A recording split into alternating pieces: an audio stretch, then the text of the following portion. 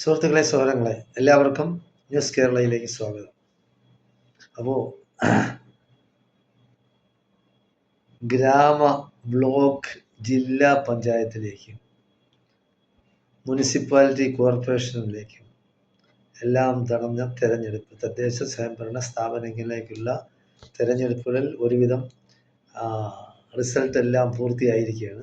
എല്ലാവരും വളരെയധികം സന്തോഷത്തിലാണ്. UDF വളരെയധികം സന്തോഷത്തിലാണ്. LDF വളരെയധികം നിരാശയിലാണ്. BJPക്കും വളരെയധികം സന്തോഷിക്കാനില്ല. എന്നിരുന്നാലും ആദ്യമായി ഒരു കോർപ്പറേഷൻ അവർക്ക് കിട്ടി, തിരുവനന്തപുരം തലസ്ഥാന നഗരി. അവരും സന്തോഷത്തിലാണ്. എങ്ങനെയായാലും UDFന് അട്ടിമറി വിജയമാണ് ഉണ്ടായിരിക്കുന്നത്. ആദ്യമായിട്ടാണ് കഴിഞ്ഞ 30 വർഷത്തിനിടയിൽ ആദ്യമായിട്ട് UDFന് ഇത്രയും നേട്ടമുണ്ടായ ഒരു ചരിത്രം ആദ്യത്തെ സംഭവമാണ്. എന്തായാലും LDFകാരും UDFകാർ പോലും ഇത്രയും വിജയം പ്രതീക്ഷിച്ചിരുന്നില്ല. ഗ്രാമപഞ്ചായത്തിൽ എന്ന് പറയുന്നത് 941 ഗ്രാമപഞ്ചായത്തുകളാണ്. അതിൽ 505 ഗ്രാമപഞ്ചായത്ത് UDFന് ഭരിക്കാം.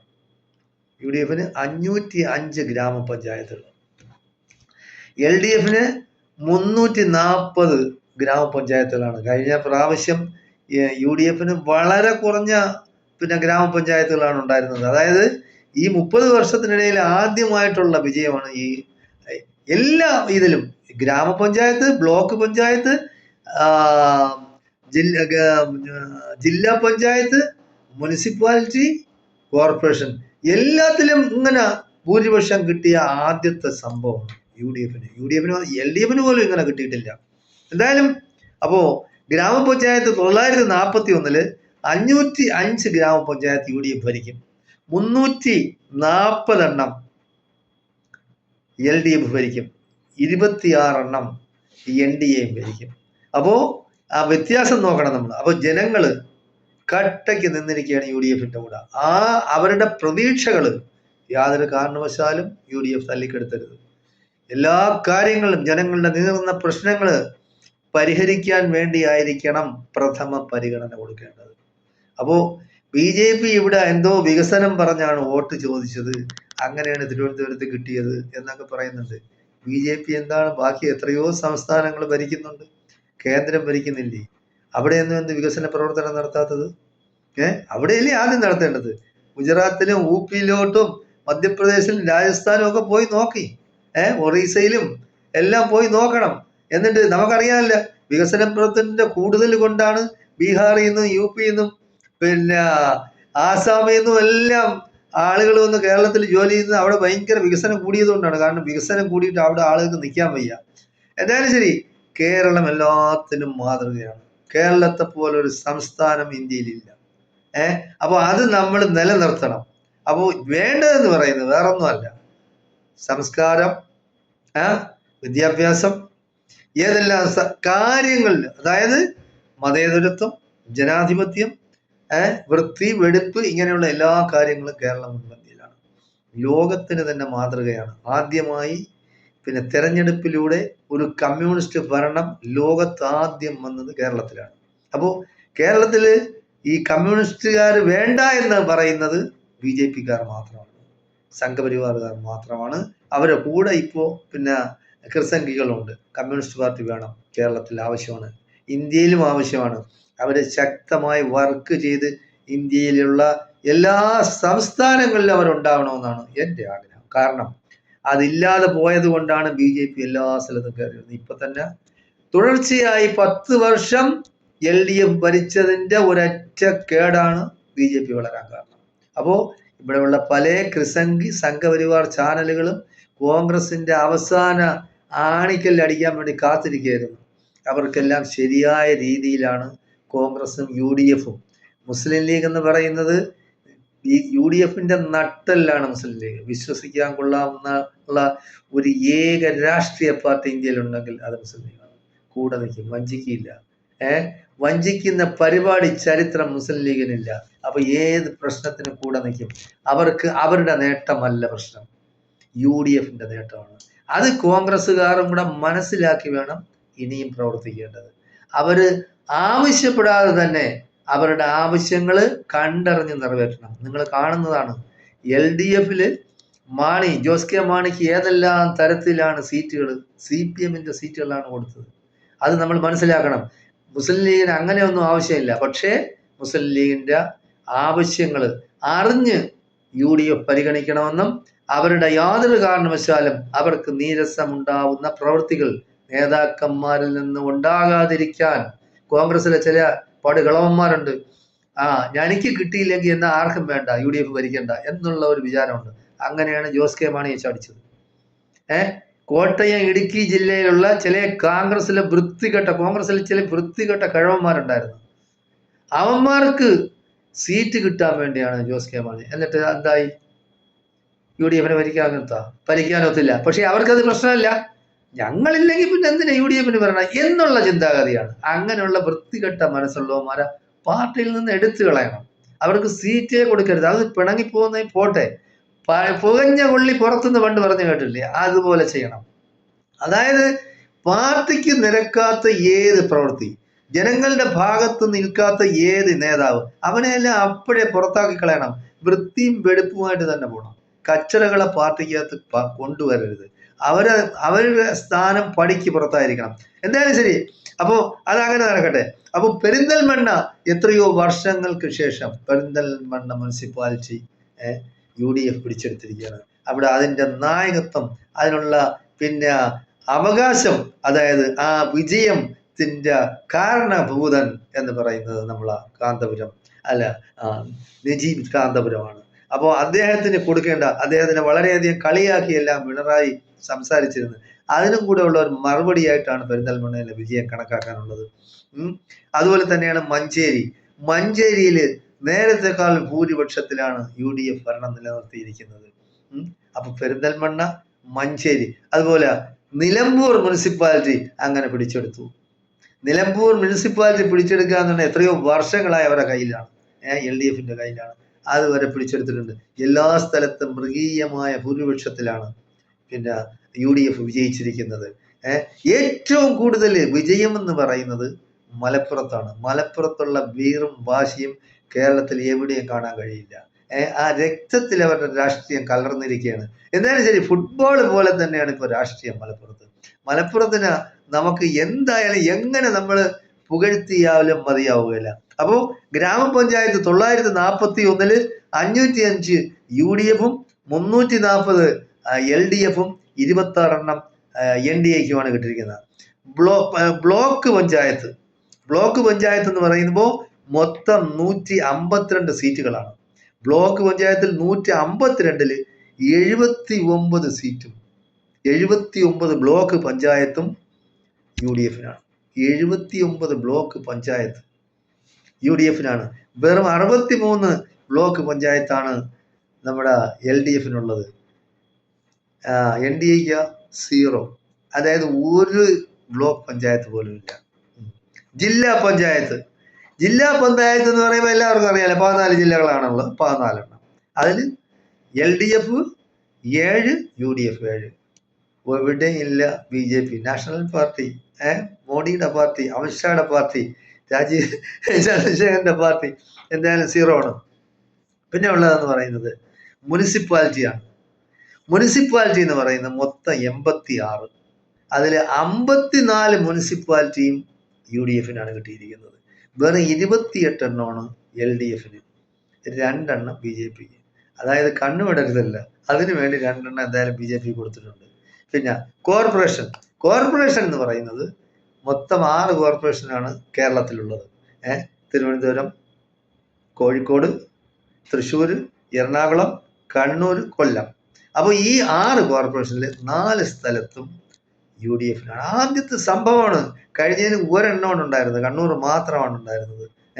5 എണ്ണം LDF ഭരിച്ചതാണ്. ആ സ്ഥാനത്താണ് ഇന്ന് പിന്നെ LDF-ന് ഒരൊറ്റ ഇത്. അപ്പൊ മനസ്സിലാക്കണം, ജനങ്ങൾ വെറുത്തു തുടങ്ങിയാൽ അവരെ ചവിട്ടി പുറത്താക്കുക. അതാണ് ജനാധിപത്യം. മതേതരത്തിന് വെല്ലുവിളി ഉയർത്തിയ ഒരു മുഖ്യമന്ത്രിയാണ് നമ്മുടെ പിണറായി വിജയൻ. നിങ്ങൾ പിണറായി വിജയൻ എപ്പോഴും കണ്ടുപിടിക്കേണ്ടത് സ്റ്റാലിനെ കണ്ടുപിടിക്കണം, മമതാ ബാനർജിയെ കണ്ടുപിടിക്കണം.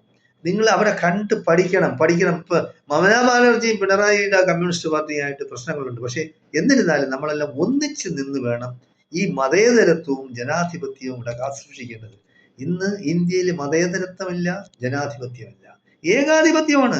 മോഡിയുടെ ഏകാധിപത്യമാണെന്ന് നമുക്ക് പറയാൻ പറ്റില്ല, RSSന്റെ ഏകാധിപത്യമാണ്. ഇവിടെ എല്ലാ നിയമങ്ങളും എല്ലാ പിന്നെ മാറ്റങ്ങളും വരുത്തുന്നത് RSS ആണ്. അവര് കൊടുക്കുന്ന അജണ്ടയാണ്, അതിനനുസരിച്ചാണ്. മോഡി എന്ന് പറയുമ്പോൾ ഒരു ഏജന്റ്. ആരാ? അദാനിക്കും അംബാനിക്കും കോൺട്രാക്ട് ലോകത്തുള്ള ബാക്കിയുള്ള രാജ്യങ്ങളിൽ ബിസിനസ് കോൺട്രാക്റ്റുകൾ സംഘടിപ്പിക്കാനുള്ള ഒരു ഏജന്റ് മാത്രമാണ് മോഡി അതിന് പ്ലെയിനും എടുത്ത് രാവിലെ പുറപ്പെടും. ലോകത്ത് ഇന്ന് വരെ ഈ ഇന്ത്യയിലെ എത്രയോ ഭരണാധികാരികളുണ്ട്, എവിടെയും കയറാത്ത ഓണം കയറാ മൂലയിൽ വരെ മോഡി പോകും. എന്തിനാണ്? എന്തെങ്കിലും ചാൻസ് ഉണ്ടോ ഇവർക്ക് ഈ രണ്ട് ഗുജറാത്തിയൊക്കെ വേണ്ടി? അതായത് പറയുന്നുണ്ട്, ഇവിടെ മീഡിയകളെല്ലാം പറയുന്നുണ്ട്, ജനങ്ങളിത് കാണുന്നുണ്ട്, 2 ഗുജറാത്തികൾക്ക് വേണ്ടി 2 ഗുജറാത്തികൾ ഭരിക്കുന്നു. അതാണ് ഇന്ന് ഇന്ത്യയിൽ നടക്കുന്നത്. അല്ലാതെ ഇവിടുത്തെ ജനങ്ങൾക്ക് വേണ്ടി അവരെന്ത് ചെയ്തു? ഒന്നും ചെയ്തിട്ടില്ല. ഇവിടെയുള്ള സാധാരണ പാവപ്പെട്ട ഹിന്ദുക്കൾക്ക് വേണ്ടി പോലും ഒന്നും ചെയ്തില്ല. ഹിന്ദുക്കളുടെ പാർട്ടിയാണല്ല അവര്. ഒന്നും അല്ലെങ്കിൽ അവസാനം പറയുന്നത് എന്താണ്? നിങ്ങൾക്ക് അവിടെ ഒരു സീതാ ക്ഷേത്രം ഉണ്ടാക്കി തരാം, അല്ലെങ്കിൽ ഒരു രാമക്ഷേത്രം ഉണ്ടാക്കി തരാം, ഇനി ഒരു ശ്രീകൃഷ്ണ ക്ഷേത്രം ഉണ്ടാക്കാത്ത, അല്ലെങ്കിൽ ഒരു പ്രതിമ ഞങ്ങൾ ഉണ്ടാക്കി തരാം. പ്രതിമ എന്ന് തിന്നു ആളുകൾ പോയിട്ട്, അത് തിന്നു. ജനങ്ങൾ പട്ടിണിയിലാണ്. ഗുജറാത്തിലൊക്കെ നിങ്ങൾ പോയി, UP-യിലൊക്കെ പോയി നോക്കി, ഓരോ ഗ്രാമപ്രദേശങ്ങളിൽ അവർക്ക് കക്കൂസ് പോലും ഇല്ല. അവരെല്ലാം പുറത്താണ് മലമൂത്ര വിസർജനം നടത്തുന്നത്. കിടക്കാൻ നല്ല കൂരയില്ല, നല്ലൊരു വീടില്ല. നമ്മളെ കേരളം എന്ന് പറഞ്ഞാൽ സ്വർഗമായിട്ടാണ് കണക്കാക്കേണ്ടത് ഇങ്ങനെ വരുന്നത്. അപ്പോ നമ്മൾ മനസ്സിലാക്കാനുള്ള ഇവരുടെ ഈ പ്രചാരണ ഈ പരിപാടികളെല്ലാം വെറും പൊള്ളയായ വാഗ്ദാനങ്ങളുമായിട്ടാണ് BJP ഇറങ്ങി നടക്കുന്നത്. അത് ഇവിടെയുള്ള കേരളത്തിലുള്ള എല്ലാ ജനങ്ങൾക്കും അറിയാം. അതായത് കുറച്ചൊക്കെ വിവരവും വിദ്യാഭ്യാസവും ഇല്ലാത്തവരാരും കേരളത്തിലില്ല. കാരണം പത്രം വായിക്കാത്തവരാരും ഇല്ല. എന്നാൽ ഇപ്പൊ പത്രത്തിന്റെ ഇത് നിന്നിട്ട് ടെലിവിഷന്റെ മുന്നിലാണ്, പിന്നെ മൊബൈലിന്റെ ഇതിലാണ്. എന്തായാലും ശരി, കേരളത്തിലുള്ള ജനങ്ങൾക്കറിയാം. അപ്പോ കേരളത്തില് ഇങ്ങനെ ഒരു മാറ്റം ഉണ്ടാവാൻ കാരണം എന്ന് പറയുന്നത് ഭരണവർഗത്തോടുള്ള ആ ഭരണത്തോടുള്ള വെറുപ്പാണ്, വിദ്വേഷമാണ്. അപ്പൊ അത് ഇല്ലാതിരിക്കണം. അതായത് CPM ഇവിടെ നിലനിൽക്കണം. കമ്മ്യൂണിസ്റ്റ് പാർട്ടി ഇടതുപക്ഷ ജനാധിപത്യത്തിനോട് ആവശ്യമാണ്. പ്രതിപക്ഷം എന്ന് പറയുന്നത് ഒന്നുകിൽ UDF ആയിരിക്കണം, അല്ലെങ്കിൽ LDF ആയിരിക്കണം. അങ്ങനെ തന്നെ പോകണം. അപ്പോൾ നിങ്ങൾ അങ്ങനെ തന്നെ ഭരിക്കണം. 5 വർഷത്തിൽ കൂടുതൽ ഒരു മുന്നണിയെ അധികാരത്തിലായിരുന്നു. കേരളത്തിലെ ജനങ്ങൾ എപ്പോഴും മനസ്സിലാക്കേണ്ടതാണ്, അങ്ങനെ തന്നെ പോകണം. എങ്കിലേ ഇവിടെ ജനാധിപത്യവും ഇവിടെ മതേതരത്വം നിലനിൽക്കുള്ളൂ. ഈ പിന്നെ സംഘപരിവാർ ശക്തികളും ക്രിസംഗികളും എന്തോ പറഞ്ഞിട്ടുണ്ട് പോട്ടെ, അതൊന്നും നമ്മൾ കാര്യമാക്കരുത്. അവർക്ക് അവരുടേതായ അജണ്ടകളുണ്ട്. ഈ ക്രിസംഗികൾ എന്ന് പറയുന്നത് നമ്മൾ മനസ്സിലാക്കാനുള്ളത് ഇന്ത്യയുടെ യശസ് താഴ്ത്തിക്കെട്ടാൻ വേണ്ടി, ഇന്ത്യയുടെ സമ്പൽ സമൃദ്ധിയെ ഇടിച്ചു താഴ്ത്താൻ വേണ്ടി, ഇന്ത്യയുടെ പുരോഗതിയെ ഇല്ലാതാക്കാൻ വേണ്ടി, ഇന്ത്യയുടെ സാമ്പത്തിക നിലയെ തകർക്കാൻ വേണ്ടിയാണ് ക്രിസംഗികൾ വർക്ക് ചെയ്യുന്നത്. അവരിപ്പൊ നിൽക്കുന്ന ആരോടെയാണ്? ഈ സംഘപരിവാർ ശക്തി. പൊട്ടന്മാരാണ് ഈ സംഘപരിവാർ ശക്തികൾ. മനസ്സിലാക്കാനുള്ളത്, പാശ്ചാത്യ ശക്തികളും അമേരിക്കയും ഈ യഹൂദന്മാരും നമുക്കെതിരാണ്. നമുക്കെതിരെന്ന് പറഞ്ഞാൽ ഇന്ത്യക്ക് എതിരാണ്. അത് ഇവിടുത്തെ സാമ്പത്തിക നിലയെ പൊളിക്കാൻ വേണ്ടിയാണ് അവരിവിടെ ഓരോ പുതിയ പദ്ധതികളായിട്ട് വരുന്നത്. ഇസ്രയേലികൾ, യഹൂദന്മാർ ഇന്ത്യ മൊത്തം കയറി ഇറങ്ങി നടക്കുന്നുണ്ട്. എവിടെയൊക്കെ എന്തെല്ലാം കുഴപ്പം ഉണ്ടാവുന്നു, എവിടെയൊക്കെ വർഗീയതകൾ ഉണ്ടാകുന്നു, അതിൻ്റെയൊക്കെ പിന്നിൽ യഹൂദന്മാരും പാശ്ചാത്യ ശക്തികളുമാണ്. അതിന് ഈ ക്രിസംഖ്യകൾ അവർ ഉപയോഗിക്കുന്നുണ്ട്. അപ്പൊ ക്രിസംഖ്യകൾ ഉപയോഗിക്കുമ്പോൾ അവരാടെ ഭാഗത്ത് നിൽക്കണം, സംഘപരിവാറിന്റെ കൂടെ നിൽക്കണം. സംഘപരിവാറിന്റെ കൂടെ നിന്നാലേ അവർക്ക് ഇങ്ങനെ ഒറ്റുകൊടുക്കാനൊക്കെയുള്ളൂ ഇന്ത്യയിൽ. അത് മനസ്സിലാക്കി ഇന്ത്യയിലെ ഭരണകൂടവും കേരളത്തിലെ ആര് ഭരിച്ചാലും അവരുടെ പിന്നിൽ ഒരു ശ്രദ്ധ വേണം, ഒരു കണ്ണ് അവരുടെ പിന്നിൽ വേണം. അവരെന്ന് പറഞ്ഞാൽ വഞ്ചിക്കും, ചതിക്കും. ഈ കാസ എന്ന് പറയുന്ന ഇന്റർനാഷണലാണ്, അവർക്ക് ഭയങ്കര സ്വീകാര്യതയാണ്. ക്രിസ്ത്യൻ പാതിരിമാരുടെയും മറ്റവരുടെയും പിന്നെ കന്യാസ്ത്രീകളെയാണ് അവരെന്തോ ആയിക്കൊണ്ട് പോട്ട്. ഇവിടെ സത്യ ക്രിസ്ത്യാനികൾ ആവശ്യം പോലെ ഉണ്ട്. ഇപ്പൊ കണ്ടില്ലേ ഇലക്ഷൻ വന്നപ്പോ സത്യ ക്രിസ്ത്യാനികളെല്ലാം UDF വോട്ട് ചെയ്തു. മതേതര വിശ്വാസികളെല്ലാം UDF വോട്ട് ചെയ്തു. മുസ്ലിമും ക്രിസ്ത്യാനിയും മതേതരവാദികളാ ഹിന്ദുക്കളെല്ലാം UDF വോട്ട് ചെയ്തു. അങ്ങനെ വേണം. നമ്മൾ രാജ്യസ്നേഹികളായിരിക്കണം. മുസ്ലിങ്ങളെ ഒറ്റുകാരെന്നും ഭീകരന്മാരെന്നും രാജ്യദ്രോഹികളെന്നും അവർ വിളിക്കും. പക്ഷെ അത് അവരാണ് യഥാർത്ഥത്തിൽ അങ്ങനെയുള്ളത്. കാരണം ഈ കള്ളൻ മോഷ്ടിച്ചതിന് ശേഷം കള്ളൻ കള്ളൻ എന്ന് പറഞ്ഞ ആളുടെ ബേക്കെ ഓടും. അപ്പോ ഇവന്റെ ബേക്കെ കള്ളൻ ഓടെന്ന് പറയും. അപ്പോൾ അങ്ങനത്തെ പരിപാടിയാണ് ഈ സംഘപരിവാറുകാരും ക്രിസംഖികളും നടത്തുന്നത്. നമ്മുടെ സാമ്പത്തിക നിലയെ തകർക്കാൻ, നമ്മുടെ പുരോഗതിയെ തടക്കാൻ, നമ്മുടെ എല്ലാം ഇല്ലാതാക്കാൻ വേണ്ടിയാണ് പാശ്ചാത്യ ശക്തികളും അമേരിക്കയും യഹൂദന്മാരും. അവരൊരു കെട്ടാണ്. അവരെ യാതൊരു കാരണവശാലും വിശ്വസിക്കരുത്. അത് ചരിത്രമാണ്. നിങ്ങളത് പഠിക്കണം. സംഘപരിവാറുകാരടുത്ത് എനിക്ക് പറയാനുള്ളത്, നിങ്ങൾ 4-3 സീറ്റിന് വേണ്ടി അവരുടെ ബേക്കിൽ പോകരുത്. അവർ കുഴപ്പക്കാരാണ്. അവർക്ക് പല സ്ഥലത്ത് നിന്ന് യഹൂദന്മാരവിടെ നിന്നും പാശ്ചാത്യ രാജ്യങ്ങളിൽ നിന്നും അമേരിക്കയിൽ നിന്നും ഒക്കെ ഫണ്ട് വരുന്നുണ്ട്. അത് മറച്ചു പിടിക്കാൻ വേണ്ടിയാണ് കുറെ അച്ഛന്മാരും കുറെ കള്ളപ്പാതിരിമാരും കന്യാസ്ത്രീകളും ഒക്കെ ഇറങ്ങിയിരിക്കുന്നത്. അവരും BJPയുടെ കൂടെയാണ്. ഞങ്ങൾ ഒരു സീറ്റ് ഞങ്ങൾക്ക് നിങ്ങളെ ജയിപ്പിച്ചു തരാം. പ്ലംബാണി പറഞ്ഞാണ്. അയാൾ എന്താണ് പറഞ്ഞ, ഞങ്ങൾക്ക് റബ്ബറിന് 500 രൂപയാക്കി തന്നാൽ മതി. ഇയാൾക്കെന്ത് റബ്ബർ പ്ലാന്റേഷനാ? അച്ഛന്റെ പണിയാണ് ചെയ്യാനുള്ളത്. റബ്ബറിന് വില കൂട്ടലല്ല. എന്ത് ക്രിസ്ത്യാനികൾ മാത്രമേ ഇവിടെ റബ്ബറിന്റെ പണി ചെയ്യുന്നുള്ള? അപ്പൊ വേറെ ആരും അങ്ങനെ ആവശ്യപ്പെട്ടില്ല. അപ്പൊ കൈക്കൂലി തന്നാൽ നിങ്ങൾ ഒരാളിനെ ജയിപ്പിച്ചു കൊടുത്തതിന്റെ പിന്നിൽ വേറെ കളികളൊക്കെ ഉണ്ട്. അതൊക്കെ വേറെ കാര്യം. എന്തായാലും ശരി, നമ്മൾ വളരെയധികം ശ്രദ്ധയോടുകൂടി കരുതണം. ഈ പല ക്രിസംഖി ചാനലുകളും ഇവിടെ ഏറ്റവും കൂടുതൽ വർഗീയ വിഷം വിളമ്പുന്നത് ഇവരാണ്, ഈ ക്രിസംഖികളാണ്. അതിന്റെ കൂടെ സംഘപരിവാറും കൂടിയിട്ടുണ്ട്. അവരുടെ ശത്രു എന്ന് പറയുന്നത് മുസ്ലിങ്ങളാണ്. മുസ്ലിങ്ങൾ യാതൊരു കാരണവശാലും രാജ്യത്തെ ഒറ്റുകൊടുത്ത ചരിത്രമല്ല. നിങ്ങൾ ഇപ്പൊ തന്നെ അടുത്ത സമയത്ത് പരിശോധിച്ച് നോക്കി. UP-യിലായിരുന്നാലും ഡൽഹിയിലായിരുന്നാലും കാശ്മീരിലായിരുന്നാലും അറസ്റ്റ് ചെയ്തിട്ടുള്ളതെല്ലാം നമ്മുടെ പ്രതിരോധ രഹസ്യങ്ങൾ ചോർത്തി കൊടുത്ത്, പാകിസ്ഥാനായിരുന്നാലും ബാക്കിയുള്ള രാജ്യങ്ങൾക്ക് ചോർത്തി കൊടുത്തത് സംഘപരിവാർ ബന്ധമുള്ള ഹിന്ദുക്കളാണ്. അതുപോലെ പാകിസ്ഥാനിൽ നിന്ന് ആയുധം കള്ളക്കടത്ത് നടത്തിയ അന്താരാഷ്ട്ര കള്ളക്കടത്ത് സംഘത്തിൽപ്പെട്ടവരും ഈ സംഘപരിവാർ അവരുമായിട്ട് ബന്ധമുള്ള ഹിന്ദുക്കളാണ്. അപ്പൊ അതുപോലെ ഏതാ രാജ്യം വഴി വണ്ടി കള്ളക്കടത്ത് നടത്തി എന്ന് പറഞ്ഞ് ഇവിടെ രജിസ്റ്റർ ചെയ്തു, ഇവിടെ വന്നു കയറി. അപ്പൊ ഇവിടെ ആർക്കും ഏത് ബോർഡർ വഴിയും ഭൂട്ടാൻ വഴി വന്നു കയറി വന്ന് കയറാം, നമുക്ക് ഇറങ്ങിപ്പോകാം. കാശ്മീരിൽ കൂടെ 4 ഭീകരന്മാരാ 6 ഭീകരന്മാരാ വന്ന് ഇവിടെ ആളുകളെയൊക്കെ വെടിവെച്ച് വന്നിട്ട് പോയി. എന്താ അവിടെ തുറന്നിട്ട് കൊടുത്തിരുന്ന? എന്നിട്ട് അവരെങ്ങനെ പോയി തിരിച്ച്? അപ്പൊ ഇവിടെ എന്താണ് സുരക്ഷാ സൈന്യം? ഇന്ത്യ ലോകത്തിലെ ഏറ്റവും വലിയ സൈനിക ശക്തികളിൽ ഒന്നാണല്ലോ. ഇവിടെ എന്ത്?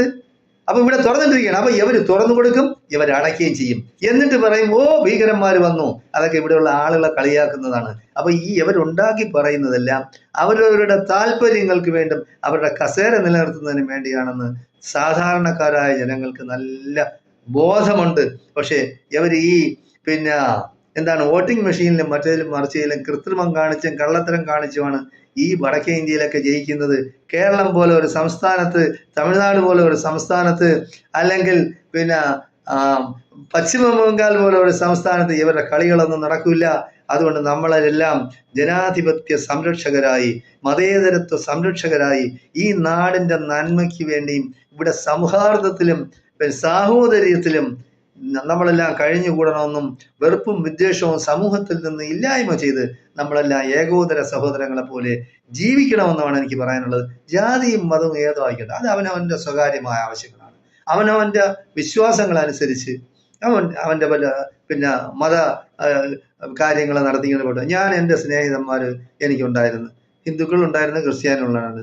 ഞാൻ നമസ്കാരത്തിന്റെ സമയമാകുമ്പോൾ അവരോട് നമസ്കരിക്കാൻ ഇവിടെ നിന്ന് നമസ്കരിച്ചോളി. അപ്പൊ ഞാൻ കൂടെ ഒരു മുസല്ലി എന്ന് പറയും, അതായത് ഇട്ട് നമസ്കരിക്കുന്നത് ശുദ്ധമായത്, എവിടെ വേണമെങ്കിലും നിന്നിട്ട് അത് നമസ്കരിക്കാൻ സൗകര്യം ചെന്നിട്ട് ഒതു കൊടുക്കാനായിട്ട്, അംഗശുദ്ധി വരുത്താനായിട്ട് പൈപ്പ് തന്നിട്ടുണ്ട്. അതെല്ലാം ഞാൻ ചെയ്തിട്ടുണ്ട്. അതുപോലെ സ്നേഹിതന്മാരായിട്ട് പുറത്തു പോകുമ്പോ അമ്പലത്തിൽ പോകണമെന്ന് ഞാൻ വണ്ടി നിർത്തി കൊടുക്കും. അപ്പൊ അമ്പലത്തിൽ കയറി തൊഴുതിട്ട് വരും. ഞാൻ പള്ളിയുടെ സമയമാകുമ്പോഴത്തേക്ക് എനിക്ക് വണ്ടി കൊണ്ടുവന്ന് പള്ളിയുടെ മുമ്പ് നിർത്തി തരും, ഞാൻ നമസ്കരിക്കും. അങ്ങനെ കഴിഞ്ഞവരാണ് നമ്മൾ. അവരുടെ ഓണത്തിന് അവരുടെ വീട്ടിലും നമ്മുടെ പെരുന്നാളിന് നമ്മളെ വീട്ടിലും നമ്മളെല്ലാം ആഹാരം ഒന്നിച്ച് കഴിച്ചവരാണ്. ക്രിസ്മസ് ആയിരുന്നാലും ശരി, ക്രിസ്മസിന് ഒരുപാട് നല്ല സുഹൃത്തുക്കൾ എനിക്കുണ്ടായിരുന്നു, ക്രിസ്ത്യാനികളെല്ലാം. അപ്പൊ അവരും അങ്ങനെ തന്നെയാണ് നമ്മളത് ജീവിച്ചിട്ടുള്ളത്. അതിനനുസരിച്ച് നിങ്ങൾ തിരുവനന്തപുരം സിറ്റിയിൽ നിങ്ങൾ പോകണം. ഒരു ഭാഗത്ത്